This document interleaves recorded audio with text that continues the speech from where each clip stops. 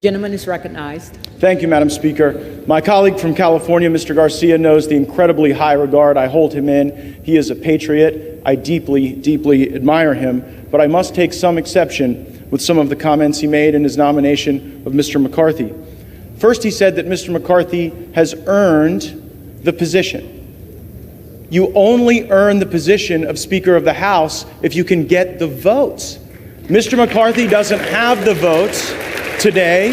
He will not have the votes tomorrow, and he will not have the votes next week, next month, next year. And so one must wonder, Madam Clerk, is this an exercise in vanity for someone who has done the math, taken the counts, and is putting this institution through something that absolutely is avoidable? My colleague, Mr. Garcia, did not say this, but many of my other Republican colleagues have. They believe that Mr. McCarthy has earned the position of Speaker of the House because he raised $500 million to get Republicans elected. Going to bring anyone of someone's name. It is not to be recognized. The gentleman is not recognized. Members are reminded not to. Reminded not to engage in personalities against other members of the House. Several believe that one earns the position of Speaker by raising enormous sums of money, and there is no doubt that the individual that was nominated by Mr. Garcia is the LeBron James of special interest fundraising in this town. There is nobody better, but I would suggest that there are qualifications for Speaker that are far more important. There are attributes that are far more important. Jim Jordan has those, and I am submitting his name for nomination at this time.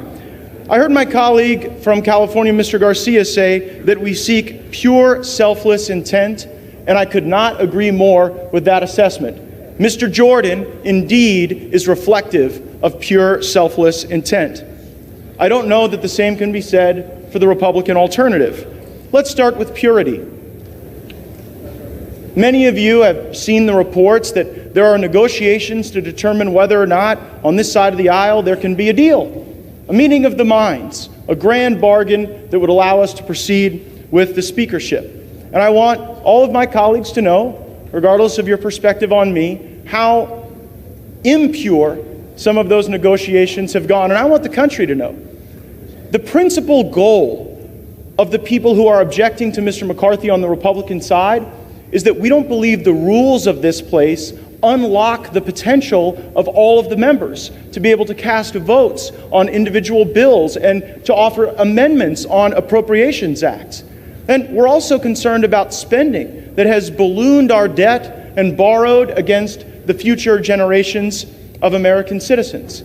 And Mr. McCarthy said, well, goodness, to the objectors, a lot of you want to be on the Oversight and Judiciary Committee, and you never submit your names to be on the Rules Committee or the Appropriations Committee. And so, gosh, if you'll get a list of folks who are willing to come early on fly-in days for rules, and folks who are willing to take on the extra burden of our appropriators who work so hard, then I'll certainly work to do that. And so we endeavored in good faith, in pure good faith, to create that list. And then what did Mr. McCarthy do? He went out to the media and came to other members of the conference and said, see, they just want jobs for themselves. That is not pure. Selflessness.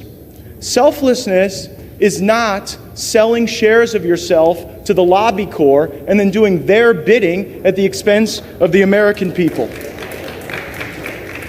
But there certainly is intent. And it's an intent driven almost exclusively by personal ambition, and that ambition is paralyzing the House now. Madam Clerk, at this time there is great trust in Mr. Jordan, and that's why I am nominating him, and there is insufficient trust in Kevin McCarthy. There are some who have been objecting to Mr. McCarthy who are working on perhaps changes to the rules, changes to circumstance that would convert the speakership from the great, awesome, powerful position it is now to more of a ceremonial position, almost akin to the Speaker in the British House of Commons. I referred to it previously as a straitjacket that some of us were trying to construct with better rules and better personnel because we do not trust Mr. McCarthy with power, because we know who he will use it for, and we are concerned it will not be for the American people. We trust Jim Jordan. I nominate him, and I'm going to vote for him.